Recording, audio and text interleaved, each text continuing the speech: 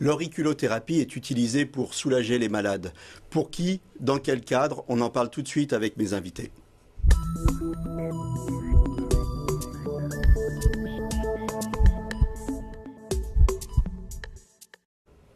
Alors, je suis ici sur le plateau avec Marie-France Richard et puis le docteur Cyril Laporte. Auriculothérapie, qu'est-ce que c'est? Et on a envie de savoir d'abord si c'est quelque chose de sérieux. C'est un truc de charlatan, ça, l'auriculothérapie? Alors oui, l'auriculothérapie, c'est une médecine très occidentale qui s'apparente un petit peu à de l'acupuncture. On va piquer les oreilles sur des points très précis. Mais on n'est pas dans la philosophie asiatique énergétique, on est vraiment dans la neurologie, la neuroscience. Alors comment ça marche? Ça marche en stimulant des points particuliers au niveau de chaque oreille. Il y a 196 points par oreille. On va les stimuler avec des aiguilles ou avec du froid. Et on va aller essayer de modifier le fonctionnement du cerveau ou le fonctionnement de certains organes à travers ces piqûres qui vont stimuler des nerfs qui sont déposés au niveau de l'oreille et qui peuvent faire ça. Des aiguilles, du froid ou du laser? Alors, on utilise des aiguilles et du froid essentiellement. Le laser, c'est utilisé de façon très très anecdotique, mais c'est surtout des aiguilles semi-permanentes qui restent, des petits clous, tout petits clous, qui peuvent rester 1 semaine à 3 semaines et qui tombent tout seuls. Ou alors avec du froid, donc là c'est plutôt de la cryothérapie. Alors par contre, pourtant, vous, Marie-France, vous m'avez dit, j'ai été soigné, ce qui m'a séduit, c'était cette technique au laser, donc on vous a pas mis les petits clous à vous. En fait, j'ai eu l'occasion la première fois pour être suivie pour l'auriculothérapie avec un médecin à cette époque-là que je connaissais. C'était sous forme de petits clous. Alors on dit petits clous parce que c'est microscopique. Ça a la forme d'un clou. C'est pas du piercing, hein, loin de là. Mais ça fait quelques petits millimètres. Et en fait, j'ai eu l'occasion de connaître cette façon d'être soignée. Mais avec le docteur Laporte, j'ai pu bénéficier justement de ce soin par le froid, ce qu'il appelle. Donc la méthode est un peu différente de celle des clous parce que déjà, elle est un peu moins douloureuse au niveau du suivi. Et ça permet de pouvoir cibler le point qui correspond à l'inflammation qui est dans le corps. Bon, moi, j'ai pu en bénéficier. Mais vous m'avez parlé du laser aussi, alors... Oui, je disais sous forme de laser parce que pour moi c'était un petit faisceau. Donc en fait quand j'ai dit laser c'était plutôt par le froid. Il y a une petite erreur de ma part, mais ça n'avait rien à voir avec les clous que j'avais auparavant. Et j'ai trouvé qu'au niveau de la méthode du docteur Laporte me convenait beaucoup mieux parce que c'était moins douloureux au niveau du suivi. Bon, après, il peut arriver que les 2 oreilles soient touchées. À ce moment-là, quand on veut se coucher avec les clous, c'est un peu plus douloureux. Vous vous êtes connu, vous aviez une polyarthrite et oui. Vous vous êtes connu dans le cadre du suivi de votre cancer. Hein, vous avez un cancer du sein, vous êtes en rémission et c'est à ce moment-là que vous avez connu le docteur Laporte. Voilà. Qui a eu une approche globale de votre cas et qui, à un moment, vous a parlé de l'auriculothérapie, c'est ça? Tout à fait, parce que je lui ai fait part justement que j'étais suivie dans ce cadre-là à l'unité antidouleur qui me prenait en charge. Et quand il m'a parlé de sa méthode, j'ai vraiment voulu essayer. J'étais très curieuse et très, très partisante de ce genre de soins. Et j'ai trouvé vraiment une amélioration non négligeable. Qu'on soit bien clair, l'auriculothérapie, ça soulage, c'est pas fait pour soigner le cancer. Non. Il faut être bien clair là-dessus. On est très clair. L'auriculothérapie, mais pour quoi que ce soit, l'auriculothérapie ne se positionne pas comme quelque chose qui va guérir quelque chose. Ça va calmer des douleurs, ça va améliorer des symptômes, ça va calmer des angoisses ou des stress, mais on vient en plus des traitements habituels allopathiques, classiques, médicamenteux ou chirurgicaux. On est un traitement complémentaire. C'est un traitement de support. Exactement, c'est un traitement de support, oui, ça s'inscrit comme ça. Combien de séances avant que ça marche? D'abord, est-ce que ça marche? Ça marche, j'en suis convaincue et c'est pour ça que j'en parle autour de moi par rapport aux bienfaits escomptés. Mais c'est surtout que j'en suis à ma 2e série par le froid et je suis persuadée que ça a été à la base pour moi de baisser mes antidouleurs que je prenais. J'en prends toujours, mais ça m'a permis de réduire un petit peu les quantités d'antidouleurs que je prenais. Donc avant, vous étiez sous morphine, d'ailleurs vous êtes toujours sous morphine, mais oui. Vous en prenez beaucoup moins, c'est ça? Beaucoup moins, c'est ça, c'est tout à fait ça. Et vous dites, 2e séance, c'est des séances de combien de Alors, Deuxième série, en fait. C'est des voilà. séries de combien de séances? Ben, en fait, on s'est vu il y a quelques mois. Là, j'ai ressenti vraiment les effets. Bon, comme tout, ils ont le bienfait s'est escompté. Là, on a repris rendez-vous pour la première semaine de janvier pour refaire une séance.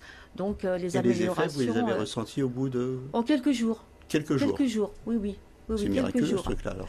Ben, écoutez, ça vaut la peine d'être essayé. Franchement, je trouve que c'est quelque chose de pas négligeable comme méthode pour pouvoir compléter une autre prise en charge. En tout cas, si on est sceptique, on n'a rien à perdre à essayer. Tout à fait.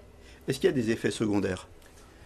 Les effets secondaires sont liés à la technique, c'est-à-dire que si on met des clous, ben on peut un peu accrocher les clous au niveau des oreilles, si on met un casque ou lorsqu'on dort. Et lorsqu'on utilise une technique qui est de la cryothérapie, on va avoir une petite sensation de froid sur les poings. Ensuite, pendant 1 heure ou 2, les oreilles sont chaudes, comme lorsqu'on est au froid et qu'on se met les mains au chaud, tout d'un coup on a très chaud. Puis il peut y avoir des petites croûtes sur ces points-là qui tombent au bout de 2-3 semaines, mais il n'y a pas d'autres effets, non. Est-ce qu'il y a des contre-indications? Il y a des contre-indications, notamment avec les clous, on est sous anticoagulant, à forte dose notamment, on peut avoir tendance à... Il faut faire attention, ça peut saigner.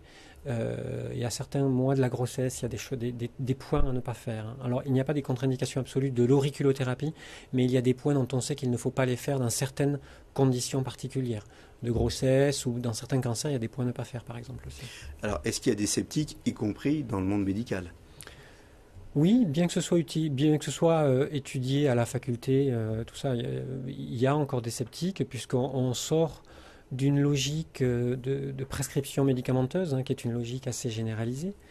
Et c'est vrai que sortir de ce cadre-là fait qu'il y a des gens qui sont un petit peu en retrait, qui regardent ça avec un regard un petit peu suspicieux ou qui pensent que ça ne marche pas du tout. Voilà, mais après, les choses vont évoluer petit à petit. Qui est habilité à faire de l'auriculothérapie? Est-ce qu'un acupuncteur peut en faire? Est-ce qu'il faut être médecin? Où est-ce que je trouve les gens qui sont habilités pour faire de l'auriculothérapie? Comment ça se passe? Alors, l'auriculothérapie, il y a un diplôme interuniversitaire qui se fait à Paris 11 et à la faculté de Strasbourg, qui est ouvert aux médecins et aux dentistes, si mes souvenirs sont bons. Moi, quand je l'ai passé, c'était aussi ouvert aux dentistes et aux sages-femmes. Et une fois qu'on a fait la formation de 2 ans, on a un diplôme d'auriculothérapie et il y a un répertoire, un annuaire des praticiens qui ont passé le DIU sur le site officiel qui s'appelle auriculo-scientifique.com. Et il y a un onglet annuaire et on regarde et on peut voir tous Donc les... il faut bien vérifier qu'on ne va pas, justement, chez un charlatan qui va vous proposer des traitements qui n'en sont pas, en fait. Voilà. L'auriculothérapie, c'est quelque chose de sérieux, c'est quelque chose d'encadré, Oui. Et il y a un diplôme d'auriculothérapie. Il y a un diplôme interuniversitaire à la fac, oui. C'est ça. Quand on vous soigne, alors on vous a soigné une oreille, 2 oreilles, comment ça se passe? Bien, en fait, on prend déjà une oreille. On prend en référence une oreille par rapport aux points qui sont enflammés. Et on complète, à la limite, par la deuxième oreille. Mais en général, une oreille, ça devrait pouvoir passer. On a mal après? Non, sur le coup, c'est un petit peu chaud. Ça donne un aspect chaud-froid un petit peu surprenant. Mais non, pas du tout. Il n'y a pas de problème. Quand on s'endort, ensuite, ça frotte contre l'oreiller, ça irrite, ça... Bien justement, c'est beaucoup plus confortable par le froid que ça ne l'était par les clous. Les clous, comme on le disait tout à l'heure, quand on va pour se coucher et mettre la tête sur l'oreiller, c'est un peu plus sensible, un peu plus douloureux, puisque justement, ça touche des points qui sont inflammés. Donc, il peut arriver que ça saignote un petit peu. Donc, c'est beaucoup plus confortable par le froid. Alors, dites-moi, les clous, c'est traumatisant, ça faut trouver un autre nom. On ne dit pas aux gens, on va vous mettre des clous dans l'oreille.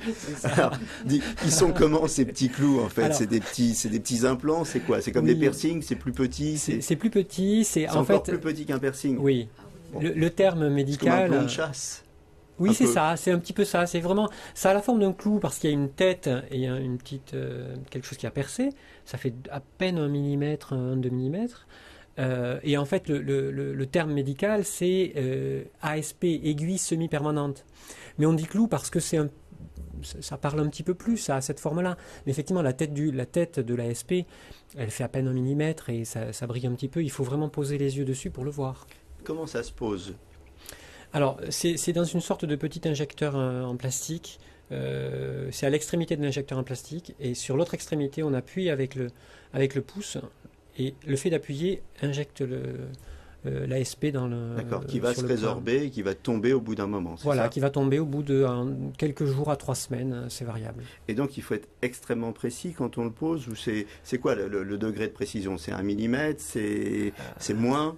Il y a des zones de l'oreille où il y a tellement de points concentrés qu'il faut vraiment être très précis, on va dire à 2 mm à peu près. 1-2 mm. Il y a des zones Mais comment de vous l'oreille. faites? Parce qu'une oreille, c'est une forme tellement diverse d'un individu à un autre. Oui, grosso modo, on a à peu près tous les mêmes oreilles. Anatomiquement, on a à peu près tous les mêmes régions, on va dire, anatomiques au niveau de l'oreille. À part certains rugbyman qui ont des oreilles totalement déformées par les mêlées ou les choses comme ça. Mais on retrouve... L'auriculothérapie, il faut qu'ils c'est très compliqué. Il y a des personnes, c'est très compliqué, oui. Et alors, vous, donc, comme je le disais, vous avez une polyarthrite et vous êtes en rémission d'un cancer du sein. Est-ce que vous pensez que l'auriculothérapie vous a aidé aussi à alléger les souffrances post-traitement du cancer du sein, ou je ne savez pas trop? Oui. Parce qu'en fait, ce sont des douleurs qui sont diffuses sur la partie opérée et aussi un peu sur le bras. Donc, comme ça touche en fait des points douloureux, ça se ressent quand on met le froid sur cette zone-là. Donc, j'ai pu bénéficier de l'antidouleur pour mon cancer, comme je l'avais pour ma polyarthrite. Alors, pour les femmes qui sont en rémission d'un cancer du sein, je sais que vous utilisez couramment ce traitement. Parlez-nous un petit peu de ça, comment ça se passe? Alors on va l'utiliser, déjà les indications, on va utiliser l'auriculothérapie lorsqu'il y a des fourmis dans les mains et dans les pieds liées aux chimiothérapies, ce qu'on appelle des paresthésies. Là on peut améliorer la symptomatologie et les faire récupérer beaucoup plus vite. On va aussi utiliser l'auriculothérapie dans les douleurs les douleurs résiduelles après chirurgie du sein, que ce soit une mastectomie lorsqu'on a enlevé la totalité du sein ou une partie. Parfois on a des douleurs de cette zone-là et ce sont des douleurs neuropathiques pour bouger ou des irritations suite à la radiothérapie? Non, ce sont des douleurs pour bouger liées au geste chirurgical. D'accord. Parce qu'on coupe la peau forcément et on coupe des petits nerfs et le fait de couper ces petits nerfs engendre des douleurs résiduelles au niveau de la peau. Et l'auriculothérapie a vraiment une très très grande indication dans tout ce qui est douleur d'origine neurologique de cet ordre-là. Et là, on améliore vraiment très bien. Je dois dire que moi-même, je suis très surpris des résultats parfois en voyant des douleurs disparaître totalement. Donc ça marche post-chirurgie, mais post-radiothérapie, c'est pas efficace, ou moins? Ouais, c'est moins efficace. On n'est pas dans les mêmes mécanismes de douleur par rapport à la radiothérapie. La radiothérapie, c'est plus une sensation de brûlure sur la peau, et le mécanisme neurologique n'est pas tout à fait le même. Donc il est moins accessible à l'auriculothérapie. Ouais. Au bilan, alors vous, qu'est-ce que vous diriez aux gens qui souffrent comme vous d'une polyarthrite ou qui se sont fait traiter pour le cancer? On y va sans hésiter? Écoutez, pour ma part, j'ai vraiment été très heureuse d'avoir pu bénéficier de cette méthode par le froid. J'ai trouvé que ça m'avait beaucoup plus amélioré que le système par petits clous, parce que bon, on a tendance à l'appeler comme ça. Mais je suis convaincue que le suivi a été beaucoup plus agréable pour moi avec cette méthode que si je ne l'avais pas eu. J'en discute autour de moi pour mes amis malheureusement qui peuvent aussi être touchés par un cancer comme par des problèmes rhumatismaux. Et je suis convaincue qu'on peut arriver à faire des belles choses pour soulager la douleur des gens. Merci beaucoup. On arrive au terme de cette émission. Un mot de conclusion aussi? Oui, personnellement, j'ai trouvé intéressant de pouvoir développer cette technique-là avec le diplôme universitaire parce que ça m'a ouvert à des façons de traiter ou de m'occuper des patients un petit peu différentes qui permettent à la fois de mêler des traitements classiques et allopathiques et qui ont leur vraie place et pouvoir enrichir tout ça d'une approche un peu différente qui globalise la compréhension de l'humain. Merci à tous les deux. À bientôt sur le plateau de Capital Santé. D'ici là, portez-vous bien.